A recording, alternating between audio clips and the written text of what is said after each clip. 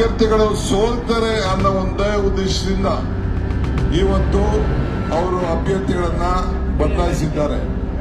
ಇದರಿಂದನೇ ನಿಮ್ಗೆ ಅರ್ಥ ಆಗ್ತಾ ಇದೆ ಇವತ್ತು ಅವರು ಚುನಾವಣೆಯಲ್ಲಿ ಸೋಲ್ತೀವಿ ಅನ್ನೋದನ್ನ ಖಾತ್ರಿ ಮಾಡಿಕೊಂಡಿದ್ದಾರೆ. ಇಡೀ ಕೇಂದ್ರದಲ್ಲಿ 200ಕ್ಕೂ ಹೆಚ್ಚು ಸೀಟು ಅವರ ಎನ್ಡಿಎ ಒಕ್ಕೂಟ ಗೆಲ್ಲಕ್ಕೆ ಸಾಧ್ಯ ಇಲ್ಲ. ಇಷ್ಟು ದಿನ ಅವರಿಗೆ ಆಂಧ್ರ ಪ್ರದೇಶದಲ್ಲೂ ಕೂಡ ಚಂದ್ರಬಾಬು ನಾಯ್ಡು ಅವರನ್ನ ಈಗಾಗಲೇ ಅವರ ಜೊತೆ ಇಲ್ಲ ಅಂತೇಳಿ ಎನ್ಡಿಎಗೆ ಸೇರಿಸಿಕೊಂಡಿದ್ದಾರೆ. ಕರ್ನಾಟಕದಲ್ಲೂ ಕೂಡ ಜೆಡಿಎಸ್ ಇಂದ ಅವರು ಸೇರಿಸಿಕೊಂಡಿದ್ದಾರೆ.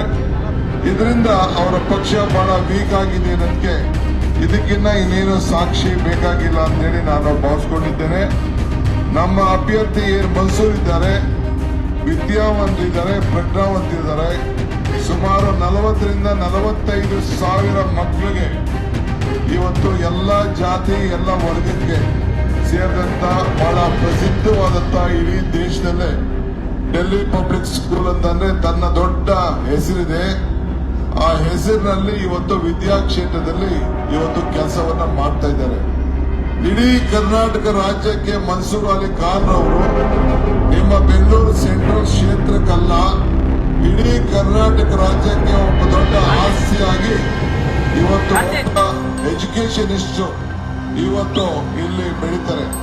ನಮ್ಮ ಖಾದ್ರಿ ಶಾಮಣ್ಣವರು ಯಾವ ರೀತಿ ಹಿಂದೆ ಈ ಸಂದರ್ಭದಲ್ಲಿ ಈ ಭಾಗದಲ್ಲಿ ನಿಂತಿದ್ರು, ಹಂಗೆ ಇವತ್ತು ಒಳ್ಳೆ ವಿದ್ಯಾಸಂಸ್ಥೆಯನ್ನ ನಡೆಸ್ಕೊಂಡು ಬಂದಂತ ಒಬ್ಬ ವ್ಯಕ್ತಿ ಇವತ್ತು ಮನ್ಸೂರ್ ಅಲಿ ಖಾನ್ ರವರು.